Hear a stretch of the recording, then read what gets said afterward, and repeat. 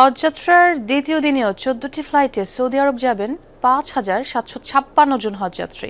এর মধ্যে অনেকেই ঢাকা ছেড়েছেন। রওনা হওয়ার আগে ইমিগ্রেশন, ঠিক সময়ে ফ্লাইট ও ভিসা জটিলতা না থাকায় মুসল্লিদের মাঝে রয়েছে স্বস্তি। হজ ক্যাম্পে কিছু ছোটখাটো সমস্যা থাকলেও সেগুলো দ্রুতই সমাধানের কথা জানিয়েছে হজ অফিস। সিলন টি রপ্তানিতে শীর্ষে। সন্তানরা প্রতিষ্ঠিত, তাই নির্ভার দম্পতি নুরি আলম ও নাজমা সুলতানা জীবন সায়ান্নে বহুদিনের আকাঙ্ক্ষা পবিত্র হজ পালন, সেই সুযোগ হয়েছে এবার।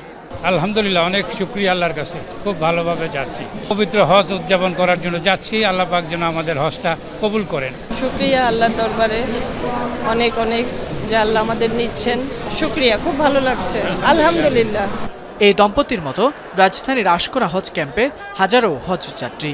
সৌদি আরবের বিমান ধরার আগে কেউ নিচ্ছেন বিশ্রাম, কেউ শেষ বিদায় জানাচ্ছেন প্রিয়জনকে, কেউ আবার ইমিগ্রেশনে পার করছেন ব্যস্ত সময়।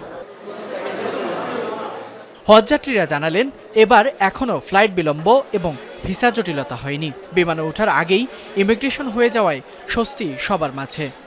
তুলনামূলক মনে হচ্ছে যে ম্যানেজমেন্ট আগের চেয়ে অনেক ভালো হয়েছে। কোনো অসুবিধা নেই, আল্লাহর রহমতে সবকিছু মিলে ভালো ইনশাল্লাহ। না, এখন পর্যন্ত সবকিছু মোটামুটি ভালো আছে। কোনো ধরনের কোনো সমস্যা আসলে এখন পর্যন্ত ফেস করিনি। তবে হজ ক্যাম্পের কিছু ব্যবস্থাপনা নিয়ে অসন্তোষ আছে হজ যাত্রীদের মাঝে। এখানে খাবারের যে মানটা, ওটা একবারে খুবই নিম্নমানের, দামটাও খুব লিমিটের বাইরে, অনেক দাম। খাবারের দাম বেশি রাখে ওনারা, আর খাবার নিয়ে অনেক বেশি ভোগান্তি করতে হয়।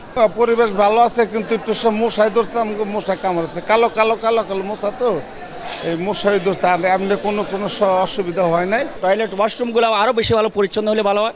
এসব বিষয়ে দ্রুত ব্যবস্থা নেওয়া সহ সবকিছু নির্বিঘ্নে করতে চেষ্টার ত্রুটি নেই বলে জানান হজ পরিচালক।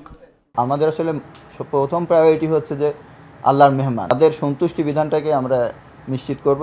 এর জন্য যা যা করণীয় ইনশাল্লাহ আমরা করব। আরও কীভাবে আসলে কাজ করলে মশাটা থেকে সম্পূর্ণরূপে আমাদের হজযাত্রীদেরকে নিরাপদ রাখা যায়, সেটা আমরা আসলে চেষ্টা করছি। হজের ফ্লাইট কার্যক্রম চলবে আগামী 21 মে পর্যন্ত। ফয়সাল মাহমুদ, যমুনা নিউজ, ঢাকা।